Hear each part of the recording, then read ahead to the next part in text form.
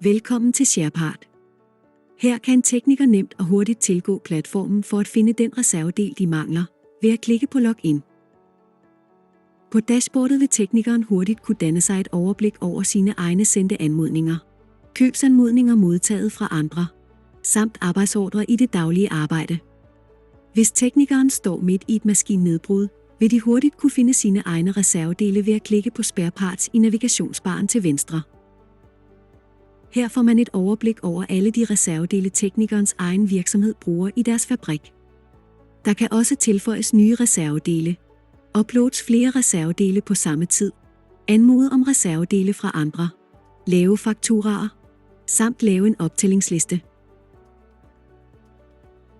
Når teknikeren leder efter en specifik del, kan der søges efter delen, eller den kan findes manuelt i listen.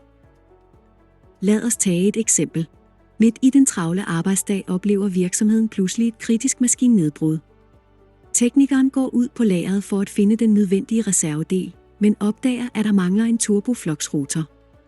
Teknikerens egen leverandør har lovet 10 dages leveringstid.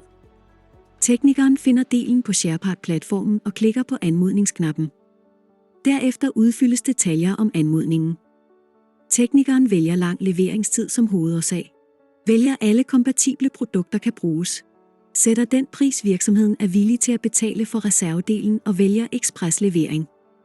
Herefter sendes anmodningen afsted.